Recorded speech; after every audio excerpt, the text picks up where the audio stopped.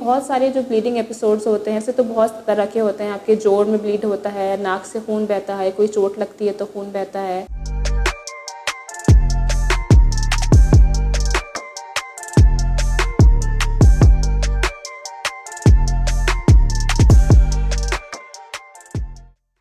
अस्सलाम वालेकुम, मेरा नाम मलिहा उमैर है और मैं हीमोफीलिया वेलफेयर सोसाइटी में एज ए फिजियोथेरेपिस्ट अपनी ड्यूटी सर अंजाम देती हूँ।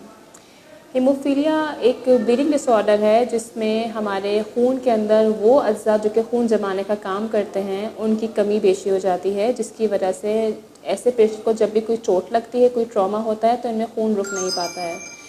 तो इनमें जितने भी पेशेंट्स में जो सिम्टम्स जो अलामात ज़ाहिर होते हैं वो सिवियरिटी पे डिपेंड करते हैं कि किस हद तक जो बीमारी की शिद्दत कितनी है। अब इनमें बहुत सारे जो ब्लीडिंग एपिसोड्स होते हैं ऐसे तो बहुत तरह के होते हैं। आपके जोड़ में ब्लीड होता है, नाक से खून बहता है, कोई चोट लगती है तो खून बहता है। लेकिन सबसे जो मोस्ट कॉमन ब्लीड होता है वो जॉइंट ब्लीडिंग होता है, जिसको हीमार्थ्रोसिस भी कहते हैं। अब इसमें जो ब्लीडिंग एपिसोड्स होती हैं वो आपके एल्बो जॉइंट में होती हैं, नी जॉइंट में होती हैं और एंकल जॉइंट ही जो है ये मोस्ट कॉमन टारगेट जॉइंट्स होते हैं जिनमें इन पेशेंट्स में ब्लीड हो जाता है। बार बार रिपीटेड ब्लीडिंग एपिसोड्स होने की वजह से इनमें साइनोवाइटिस हो जाता है, मतलब जो इनकी साइनोवियल मेम्ब्रेन होती है उसकी थिनिंग हो जाती है, ब्लड एक्यूमुलेट कर जाता है, जिसकी वजह से जो जॉइंट अपना एक नॉर्मल फंक्शन होता है वो नहीं कर पाता। जब खून जमा हो जाता है तो उसकी वजह से बहुत ज़्यादा सूजन आ जाती है, पेशेंट जो है अपना वो जॉइंट मूव नहीं कर पाता, बहुत तकलीफ़ का बायस बन जाती है ये जो ब्लीडिंग एपिसोड होती है जॉइंट्स में। और इसकी वजह से अगर इसको ट्रीट नहीं किया जाए तो ये चीज़ जो है एक डिफ़ॉर्मिटी में डेवलप, जॉइंट पहले डिफ़ॉर्म होता है, उसके बाद ये डिफ़ॉर्मिटी में डेवलप हो जाती है, इसके बाद अल्टीमेटली पेशेंट में डिसेबिलिटी की तरफ चला जाता है। हमारे पास यहाँ पे हर एज के पेशेंट्स आते हैं, बच्चों से लेके बड़े तक।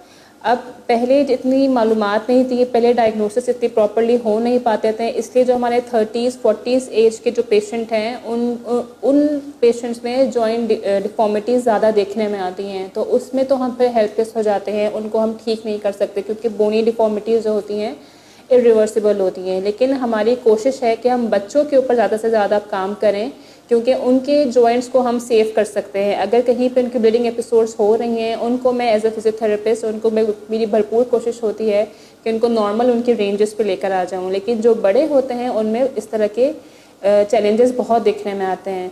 जैसे कि एक हमारी पेशेंट हैं, ये इनकी 24 एज है। अब इनको जो है काफ़ी क्रॉनिक इशू हो चुका है, इनके जॉइंट्स जो हैं वो डिफॉर्म हो चुके हैं। अगर आप देखें तो इनके दोनों नी की जो रेंजेस हैं वो रिस्ट्रिक्टेड हैं और एक तरफ इनका जो राइट नी जॉइंट है ये क्रॉनिक आपका जो है डिफॉर्मिटी की तरफ चला गया। इनका जॉइंट डिफॉर्म हो चुका है, इनकी रेंजेस रिस्ट्रिक्टेड हो गई हैं। अब हम कितना भी कुछ कर लें ये ठीक नहीं हो सकता अनटिल एंड अनलेस इनकी सर्जिकल इंटरवेंशन हो। हमारे पास नॉर्मल ट्रीटमेंट के लिए भी इंजेक्शन अवेलेबल इतने नहीं होते हैं, तो फिर हम ऐसे पेशेंट्स को सर्जरी की तरफ भी नहीं भेज सकते क्योंकि उसके लिए भी हमको अच्छे खासे क्लॉटिंग फैक्टर कॉन्सेंट्रेट्स की ज़रूरत पड़ती है, जो कि बहुत हमारे पास ऑलरेडी ही बहुत लिमिटेड क्वांटिटी में होते हैं। तो इस तरह के पेशेंट्स को हमें ट्रीट करना एक बहुत बड़ा चैलेंज होता है कि जो डैमेज हो गया, लेकिन अब मज़ीद और किस तरह से इनको डैमेज से बचाना है क्योंकि still he is in 20s, इसके आगे अभी भी काफ़ी लाइफ पड़ी है। तो हमें किस तरह से क्वालिटी ऑफ लाइफ को बेटर करना है, वो फिर यहाँ पे एक फिजियोथेरेपिस्ट का रोल आ जाता है।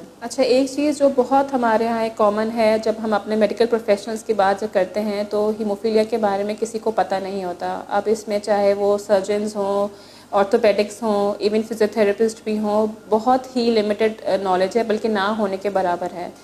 तो इवन ऐसा भी हुआ है कि मेरे पास एक पेशेंट आया है जिसको एक अच्छे डॉक्टर ने भेजा था, ऑर्थोपेडिक सर्जन थे वो, और उन्होंने फिजियोथेरेपी के लिए भेजा। जब उसको हमने देखा, असेस किया, तो पता चला कि उसकी एक्टिव ब्लीडिंग है।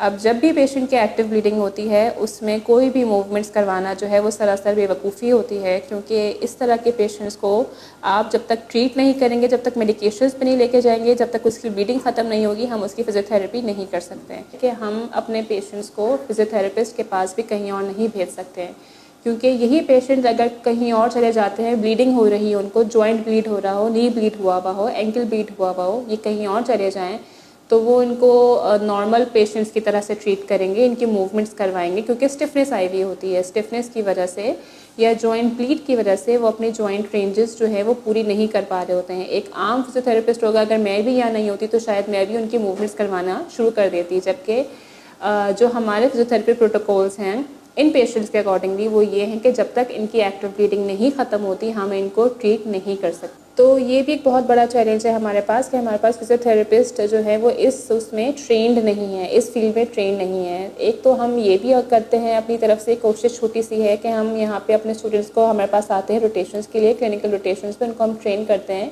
ताकि हमारा ये मैसेज भी मल्टीप्लाई हो और ज़्यादा से ज़्यादा फिजियोथेरेपिस्ट जो कि अभी पढ़ रहे हैं या जो क्लिनिकल साइड पे आ रहा है उनको पता चले हीमोफिलिक पेशेंट की फिजियोथेरेपी कैसे की जाती है। Although it's still a big challenge कि हमारे पास ट्रेन थेरेपिस्ट नहीं है हीमोफीलिया से रिगार्डिंग, क्योंकि हम इनको कहीं और भेजेंगे तो ये अपनी कंडीशन को एग्रीवेट कर लेंगे बजाय ट्रीट करने के। तो एक ये भी बहुत बड़ा हमारे पास चैलेंज है। दूसरी बात ये कि घूम फिर के बात आ जाती है हमारे क्लॉटिंग फैक्टर कॉन्सेंट्रेट्स पे। जितने हमारे पास इंजेक्शंस की अवेलेबिलिटी होगी उतनी ही ज़्यादा हम इन कॉम्प्लिकेशंस को बचा सकेंगे, क्योंकि ट्रीटमेंट ना मिलने की वजह से ही इनमें सेकेंडरी कॉम्प्लिकेशंस डेवलप हो रहे हैं। अशद ज़रूरत है कि हीमोफीलिया के मरीज़ों को भी मियारी इलाज फराहम किया जाए ताकि ये लोग भी नॉर्मल लोगों की तरह अपना ख्वाब पूरा कर सकें, खेल सकें, कूद सकें। बच्चे जो होते हैं वो छोटी छोटी तकलीफ़ के साथ पड़ जाते हैं बिस्तर पे, बेचारे चल नहीं सकते हैं, नॉर्मल एक्टिविटीज़ तो करना बहुत दूर की बात है। तो इसलिए आप सबसे गुजारिश है कि अपने अपने हिस्सा अपने अपनी तरफ से भरपूर तावन करें। हीमोफीलिया वेलफेयर सोसाइटी में तमाम मरीज़ों को मुफ्त इलाज प्रोवाइड किया जाता है। जितनी भी सहूलतें हैं यहाँ पे उनसे किसी से कोई पैसे नहीं लिए जाते हैं, इनको बिल्कुल मुफ्त इलाज दिया जाता है।